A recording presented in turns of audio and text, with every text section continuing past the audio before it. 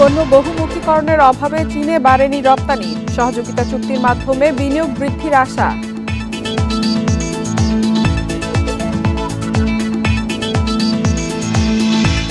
নিয়ন্ত্রণহীন বাজার, একদিনেই কাঁচা মরিচে কেজিতে বেড়েছে 100 টাকা। তদারকি সংস্থার নিষ্ক্রিয়তাকে দুষছেন বিশ্লেষকরা।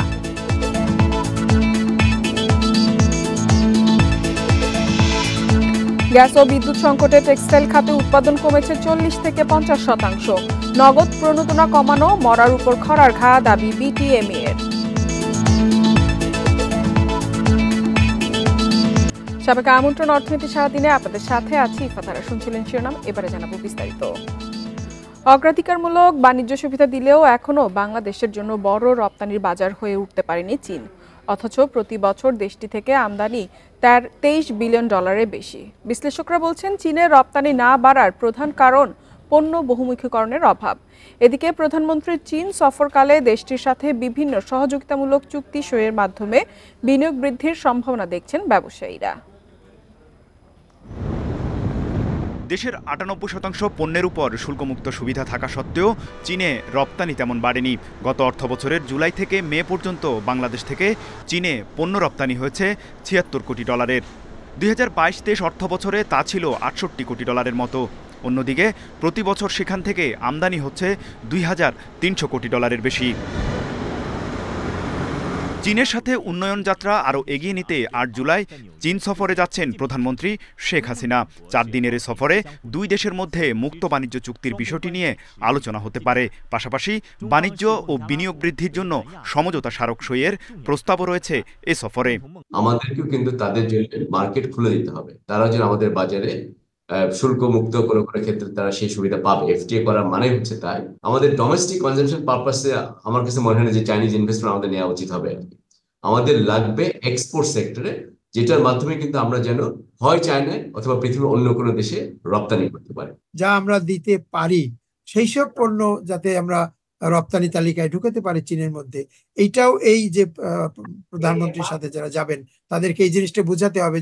বাংলাদেশ ও চীনের মধ্যে বাণিজ্য ঘাটতি বেশি হওয়ায় দেশের রপ্তানিকারকরা চীন থেকে কাঁচামাল এনে অন্য দেশে আবারও রপ্তানি করেন। ব্যবসায়ীরা বলছেন, মুক্ত বাণিজ্য চুক্তি হলে দেশটির শুল্কমুক্ত সুবিধা পুরোপুরি নেওয়া যাবে।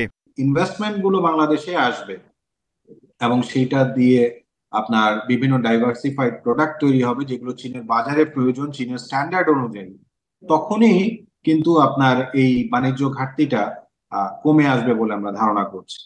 2026 সালে এলডিসি উত্তরণের পর চীনের বাজারে বাংলাদেশি পণ্যের শুল্কমুক্ত সুবিধা অব্যাহত রাখতে বহুমুখী বাণিজ্য কৌশল অনুসরণের পরামর্শ বিশ্লেষকদের। তৌহিদ রানা, ইন্ডিপেন্ডেন্ট নিউজ, ঢাকা। বাজারে যে কারো নিয়ন্ত্রণ নেই তা খোলা চোখেই ধরা পড়ছে। একই বাজারে একই দোকানে একদিনেই কাঁচামরিচের দাম কেজিতে বেড়েছে 100 টাকা, বিক্রি হচ্ছে 300 টাকারও বেশি দামে। সংকট না থাকলেও চাল, পেঁয়াজ ও আলুর দামও চড়া। এ পরিস্থিতির জন্য তদারকি সংস্থার নিষ্ক্রিয়তাকে দুষছেন বিশ্লেষকরা। শুক্রবার সকালে রাজধানীর কারওয়ান বাজারে প্রতি কেজি কাঁচামরিচ বিক্রি হয় 200 থেকে 220 টাকায়। শনিবার একই বাজারের একই দোকানে সেই মরিচ বিক্রি হচ্ছে 300 টাকা কেজিতে। 24 ঘন্টারও কম সময়ে কেন 100 টাকা বাড়ল? বিক্রেতা বললেন, আমদানি কম তাই দাম বেশি। তবে ভোক্তাদের অভিযোগ, ছুটির দিনে বাজারে বেশি ভিড়ের সুযোগ নেয় ব্যবসায়ীরা। ব্যবসায়ী যারা, এরা তো মিথ্যা কথা বলে, আর এর কোনো ডিসিপ্লিন ঠিক নাই। সকালে যদি বাজার বাড়ে, রাত্রে যদি কমে, এগুলো বলে না, আমাদের বলে না। বাজার যে কমার পরে যে কাস্টমারের যে বলবে যে কমছে, সেটা তো এটা ব্যবসায়ীরা বলে না। শুক্রবারে বড় বাজারে শুক্রবার আগের দিন যে আর নাই রায়, তারপরে ওটি মনে বেচছে, তারপরে শনিবারের দিন মানে কারণ বাজার কোনো সিমু যায় না। এদিকে বাজারে চালের পর্যাপ্ত সরবরাহ থাকলেও এক সপ্তাহে দাম বেড়েছে কেজিতে 2 টাকা পর্যন্ত। 54 টাকার নিচে মিলছে না মোটা চাল। খুচরা ব্যবসায়ীরা দুষছেন মিল মালিকদের, আর তারা দায়ী দিচ্ছেন কর্পোরেট প্রতিষ্ঠানগুলোকে। বড় বড় মিল মালিকেরা এবং কনজিউমার কোম্পানি, এদের কারণে বাজার বাড়ছে। বাজার বাড়ার কোনো প্রশ্ন ওঠে না। যেখানে ধান চাউল পর্যাপ্ত পরিমাণ আছে, কেন বাড়বে? বিশ্লেষকরা বলছেন, উৎপাদন থেকে ভোক্তা পর্যায়ে বহু হাত বদলের জন্যই পণ্যের দাম বাড়ছে। অভিযোগ করেছেন, সক্ষমতা থাকলেও প্রত্যাশা পূরণ করতে পারছে না তদারকি সংস্থা, যার সুযোগ নিচ্ছে ব্যবসায়ীরা। আমাদের সরকারের যারা নিয়ন্ত্রণকারী কর্মকর্তারা আছেন, তারা যথেষ্ট কার্যকর ভূমিকা রাখতে পারছে না। আরেকটি বিষয় হলো যে আমাদের উৎপাদন কি হবে, আমরা কতটুকু পরিমাণে আমাদেরকে আমদানি করতে হবে, এ ধরনের একটা পূর্বাভাস এই বিষয়টা আমাদের কিন্তু নেই। ভোগ্যপণ্যের বাজার নাগালে রাখতে কৃষি বিপণন আইনের বাস্তবায়নের তাগিদ দেন অর্থনীতিবিদরা। Shahid Ahmed, Independent News, Dhaka. এদিকে 2 সপ্তাহের ব্যবধানে প্রকারভেদে চালের দাম কেজিতে বেড়েছে 2 থেকে 10 টাকা পর্যন্ত। মিল মালিকদের দাবি, ধান সংকট ও ধানের দাম বেশি হওয়ার কারণে চালের দাম কিছুটা বেড়েছে। আর খুচরা ব্যবসায়ীরা বলছেন সংকট নয়, অটো মিল মালিকদের কারসাজির কারণে নিয়ন্ত্রণে নেই বাজার। যশোরে ঈদের আগে প্রতি কেজি বাসমতি চাল বিক্রি হয় 74 টাকায়, এখন তা বেড়ে হয়েছে 84 টাকা। এছাড়া প্রকারভেদে 2 থেকে 6 টাকা পর্যন্ত বেড়েছে মিনিকেট, 28, কাজললতা, স্বর্ণার সহ বিভিন্ন চালের দাম। কৃষি বিভাগের হিসাবে গত মৌসুমে যশোরে 11 লাখ মেট্রিক টন ধান উৎপাদন হয়েছে, যা স্থানীয় চাহিদা মিটিয়ে 4 লাখ মেট্রিক টন উদ্বৃত্ত। চালের দাম বৃদ্ধির জন্য অটোমিল মালিকদের কারসাজিকে দুষছেন খুচরা ব্যবসায়ীরা। এখন ধানটা কালেকশন করবে দাম বেশি দিয়েই কালেকশন করবে এবং তার থেকে অনেক মুনাফা অর্জন করবে তাদের হাতে যখন চলে, তাদের কন্ট্রোলে যখন ধানটা চলে আসবে। কোনো কারণ ছাড়াই কুষ্টিয়াতে মিনিকেট সহ সব চালের দাম বেড়েছে কেজিতে 2 থেকে 3 টাকা। খুচরা বিক্রেতারা বলছেন এখনই মজুতদারদের লাগাম টেনে ধরা জরুরি। সরকার যদি পদক্ষেপ না নেয় সেক্ষেত্রে আমার মনে হয় বাজার খুব অস্থিতিশীল এবং ভয়াবহ ডেকে নিয়ে আসবে। 2 সপ্তাহের ব্যবধানে জয়পুরহাটে চালের দাম কেজিতে বেড়েছে 4 থেকে 5 টাকা। এতে বিপাকে পড়েছেন নিম্ন আয়ের মানুষ। এখন ধানের মৌসুম, কেন যে এটা চালের দাম বাড়ছে এটা আমরা নিজেও বুঝতে পারছি না। নওগাঁর বাজারে প্রতি কেজি স্বর্ণা 50 টাকা থেকে 53, কাটারি 60 থেকে 64 এবং জিরা 60 থেকে বেড়ে 63 টাকায় বিক্রি হচ্ছে।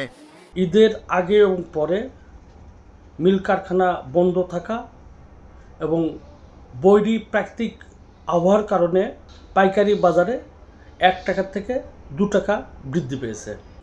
দিনাজপুরের খুচরা ব্যবসায়ীরা বলছেন মিলগেটে 50 কেজির প্রতি বস্তা চাল 150 থেকে 200 টাকা বেশিতে কিনতে হচ্ছে, অথচ এবার জেলায় 8 লাখ টন চাল উদ্বৃত্ত রয়েছে। তাপস সরকার, ইন্ডিপেন্ডেন্ট নিউজ। টানা 3 অর্থ বছর ধরে কমছে বেসরকারি বিনিয়োগের হার। বিদায়ী অর্থ বছরে এ খাতে বিনিয়োগ ছিল জিডিপির 23.51%। বিনিয়োগ কমার কারণ হিসেবে উচ্চ সুদহার, ডলার সংকট ও নানা বাধাকে দায়ী করছেন ব্যবসায়ীরা।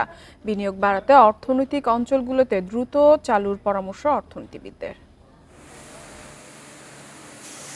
2021-22 অর্থ বছরে বেসরকারি বিনিয়োগ ছিল জিডিপির 24.52%। পরের অর্থ বছরে যা কমে হয় 23.64%। সদ্য বিদায়ী অর্থ বছরের 11 মাসে তা আরও কমে দাঁড়ায় 23.51%। যদিও বাজেটে চলতি অর্থ বছরের বিনিয়োগ জিডিপির অনুপাত 27.34%-এ উন্নীত করার লক্ষ্য ঠিক করেছে সরকার। এজন্য প্রয়োজন অতিরিক্ত 1,93,000 কোটি টাকার বেশি। বিশ্লেষকরা বলছেন উচ্চ মূল্যস্ফীতির কারণে মানুষের ভোগব্যয় কমেছে, যার প্রভাব পড়েছে সামগ্রিক উৎপাদনে। বেসরকারি খাতের গ্যাস বিদ্যুতের নিশ্চয়তা, ব্যাংক সুদহার কমানো ও বিনিয়োগ বান্ধব পরিবেশ পেলে বিনিয়োগ বাড়বে। আমাদের যেগুলো সমস্যা আছে এগুলো যদি আমরা অ্যাড্রেস না করি তাহলে কী হবে, আমরা কিন্তু ইনভেস্টমেন্ট পাবো না। এই লিড টাইমটাকে কভার জন্য আমাদের লজিস্টিক্সটাকে ঠিক করতে হবে, আমাদের পলিসির স্ট্যাবিলিটি করতে হবে, যেটা আমি বারবার বলছি। আরেকটা জিনিস আছে আমাদের ইনভেস্টমেন্টের জন্য, যেটা আমাদের লোকাল ইনভেস্টমেন্টের জন্য বেশি দরকার, সেটা হচ্ছে আমাদের ব্যাংকিং সেক্টরে সাফিসিয়েন্ট আপনার মানি থাকতে হবে। সরকার ঘাটতি বাজেটের অর্ধেকেরও বেশি পূরণ করে ব্যাংক ঋণ নিয়ে। চলতি অর্থ বছর 1,37,500 কোটি টাকা ঋণ নেওয়ার লক্ষ্য সরকারের। ব্যাংক থেকে সরকার বিপুল অর্থ নেয় শিল্পে বিনিয়োগ বাধাগ্রস্ত হচ্ছে বলে মত অর্থনীতিবিদদের। যেটা নাকি জিডিপির অংশ হিসেবে আমরা দেখি, তাহলে কিন্তু সেটা প্রাক্কলন করা হয়েছে 33.5% থেকে এটা প্রায় 27% মতো। এটা ব্যবসায় যে পরিবেশ, বিনিয়োগের যে পরিবেশ, আমাদের যে ওয়ান স্টপ সার্ভিস অ্যাক্ট, সেখানে যেগুলো আমরা উদ্যোক্তাদেরকে দেব বলেছি সেবা, সেগুলো নিশ্চিত করতে হবে। বিনিয়োগ বাড়াতে বিভিন্ন ক্ষেত্রে অনিয়ম, দুর্নীতি ও জটিলতা দূর করার পাশাপাশি বন্দরের সক্ষমতা বাড়ানোর তাগিদ সংশ্লিষ্টদের। একরামুল ইসলাম, ইন্ডিপেন্ডেন্ট নিউজ, ঢাকা। দেশে প্রথমবারের মতো অনুষ্ঠিত হচ্ছে আন্তর্জাতিক জুয়েলারি মেশিনারিজ প্রদর্শনী। এই বিষয়ে আরো বিস্তারিত জানাতে রাজধানীর বসুন্ধরা কনভেনশন সেন্টার থেকে যোগ দিচ্ছে সহকর্মী ইকরামুল ইসলাম। ইকরাম, মেলার আজকে সমাপনী দিন, মেলায় কি ধরনের যন্ত্রপাতি প্রদর্শনী হচ্ছে এবং কারা কারা অংশ নিয়েছে এই মেলায়? আমি আছি এই মুহূর্তে বসুন্ধরা ইন্টারন্যাশনাল কনভেনশন সিটিতে। মেলাটা কিন্তু শুরু হয়েছিল গত 4 তারিখে, আজকে মেলার সমাপনী দিন। মেলাতে কিন্তু বিভিন্ন আধুনিক যে মেশিনারিজ রয়েছে জুয়েলারি শিল্পে, সেগুলো প্রদর্শিত হচ্ছে।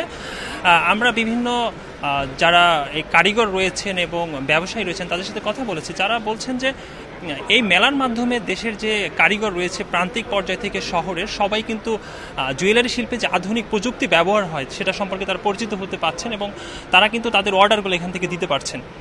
এছাড়া আমরা কিন্তু এইখানে বিভিন্ন gold testing machine, welding machine সহ এবং বিভিন্ন মিটার স্কুল আমরা দেখেছি। আর তারা বলছেন যে এটা ব্যবসায়ীদের যারা আছে তাদের অনেক সুবিধা দেবে, বিশেষ করে স্বর্ণ পরিমাপ থেকে শুরু করে কোন স্বর্ণতে কোনো ধরনের খাত আছে কিনা তারা খুব সহজে এগুলো নির্ণয় করতে পারবেন। এখানে মেশিনগুলো কিন্তু 1 লাখ টাকা থেকে শুরু করে প্রায় 40 লাখ টাকার মধ্যে পাওয়া যাচ্ছে। এছাড়া আমরা স্বর্ণ ব্যবসায়ীদের সাথে কথা বলেছি, বাজুসের যারা নেতৃবৃন্দ রয়েছেন তাদের সাথেও কথা বলেছি। তারা বলছেন কিন্তু যে দেশের স্বর্ণ শিল্পের যে চোরাচালানটা হয়, এই চোরাচালানের কারণেই কিন্তু তারা একটা আন্তর্জাতিক মানের একটা ভালো শিল্পী হিসেবে যে দাঁড়ানোর জন্য যে প্রক্রিয়াগুলো লাগে সেগুলো কিন্তু তারা করতে পারছেন না। তারাও চাচ্ছেন যে স্বর্ণ চোরাচালানটা বন্ধ হয় এবং সরকারের নীতিগত সুবিধার কথাও কিন্তু তারা বলছেন। আমরা আরেকটু বলে রাখি, এই প্রদর্শনীতে কিন্তু বিশ্বের 10টি দেশের, ভারত, তুরস্ক, চীন, থাইল্যান্ড সহ 10টি দেশের কিন্তু 30টি প্রতিষ্ঠান অংশ নিয়েছে। এই মেলার মাধ্যমে দেশের জুয়েলারি শিল্প, বিশেষ করে আধুনিক যে প্রযুক্তি রয়েছে এগুলোর সাথে কিন্তু খুব ভালোভাবেই পরিচিত হতে পারছেন সংশ্লিষ্টরা। এই ছিল আমার কাছে সর্বশেষ। ইকরাম, আমাদের সঙ্গে যোগ দেওয়ার জন্য অসংখ্য ধন্যবাদ। বস্ত্র খাতে নগদ প্রণোদনা কমিয়ে দেওয়ায় এই শিল্প মারাত্মক ঝুঁকিতে পড়বে বলে জানিয়েছে Bangladesh textiles mills association BTMA। সংগঠনটির দাবি, গ্যাস ও বিদ্যুৎ সংকটে টেক্সটাইল খাতে উৎপাদন কমেছে 40 থেকে 50%। এই অবস্থায় নগদ প্রণোদনা কমানো মরার উপর খড়ার ঘা ছাড়া কিছুই না। শনিবার সকালে রাজধানীতে সংবাদ সম্মেলনে এসব কথা বলেন সংগঠনটির নেতারা। গেল কয়েক মাস ধরে গ্যাস ও বিদ্যুৎ সংকটে শিল্প খাতে উৎপাদন কমেছে কয়েক গুণ। এ কারণে টেক্সটাইলে উৎপাদন কমেছে অর্ধেক। অন্যদিকে চলতি অর্থবছরে দেশীয় বস্ত্র খাতে 3% নগদ প্রণোদনা কমিয়ে 1.5% করা হয়েছে। সংবাদ সম্মেলনে সংগঠনের সভাপতি বলেন, বৈশ্বিক সংকট ও নানাবিধ সমস্যার কারণে মারাত্মক ঝুঁকিতে বস্ত্রশিল্প। বলেন, এমনিতে ঋণে অতিরিক্ত সুদ, ডলার সংকট, এলসি জটিলতা সহ নানা সমস্যায় আছে বস্ত্রশিল্প। একদিকে আমার বিদ্যুৎ নাই, জ্বালানি নাই, ব্যাংকে আমার ইডিএফ ফান্ড নাই, অন্যদিকে আমার উৎপাদন আমরা পুরো যেতে পারছি না। এবং আমাদের সবচেয়ে বড় সংকট হচ্ছে আমাদের যারা আগে আমার যে 100 কোটি টাকা যদি লিমিট থাকতো সেটা এখন 60 কোটি, এখন 60% আমি এলসি খোলার পরে বাকি 40% যখন আমার লিমিট না বাড়ায় তখন আমার আনইন্টারাপ্ট সাপ্লাইটাও থাকে না। তাহলে আমরা কোথায় গিয়ে দাঁড়াই বলেন? BTMA নেতারা বলেন, এই শিল্পকে টিকিয়ে রাখতে নগদ প্রণোদনা ও নীতি সহায়তা প্রয়োজন। স্বল্পোন্নত দেশ থেকে উত্তরণের নামে প্রণোদনা কমানো এই শিল্পের জন্য হুমকির কারণ হতে পারে বলে জানান তারা। আমাদের পাওয়ারের সাবসিডি দেখ, আমাদের বিদ্যুতের দেখ, আমাদের আনইন্টারাপ্ট জ্বালানি দেখ, আমরাও তো বলি না আমরা নগদ সহায়তা চাচ্ছি না, আমরা এটার পক্ষে না, কিন্তু আমাদেরকে একটা লং টাইম এখনই প্রোগ্রাম দিয়ে দেয় সরকার। আজকে বলুক 2024 সালে যে 29 সালের পর থেকে আপনাদেরকে আর কোনো নগদ ডাইরেক্ট সহায়তা দেওয়া হবে না, বিকল্প কিভাবে এই সেক্টরকে বাঁচানো যায় আসেন আমরা আলোচনায় বসি। চোরাই পথে কাপড়ের অনুপ্রবেশ বন্ধ করার পাশাপাশি বস্ত্রশিল্পের উন্নয়নে সমন্বিত পদক্ষেপ নেওয়ার তাগিদ দেন বস্ত্র কারখানার মালিকরা। 5% interest subsidy for 7 years। Shafil Alam Sujon, Independent News, Dhaka. পর্যাপ্ত জবাবদিহিতা ও নীতিমালার অভাবে বাজেট বাস্তবায়নে আশঙ্কা থেকে যাচ্ছে। শনিবার সকালে ফোরাম ফর বাংলাদেশ স্টাডিজের বাজেট 2024-25 কেমন হবে অর্থনীতির আগামী দিন শীর্ষক এক ওয়েবিনারে কথা বলেন সিপিডি নির্বাহী পরিচালক ডক্টর ফাহমিদা খাতুন। বাজেট বাস্তবায়নে বিভিন্ন প্রতিবন্ধকতা উঠে এসেছে ফোরাম ফর বাংলাদেশ স্টাডিজের ওয়েবিনারে।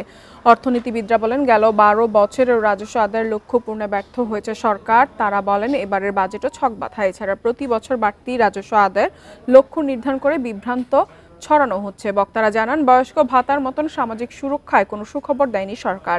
একই সাথে অপ্রয়োজনে অনেক ভাড়া ভিত্তিক বিদ্যুৎ কেন্দ্র চালু রেখেছে সরকার। জাতীয় সংসদে 2024-25 অর্থবছর।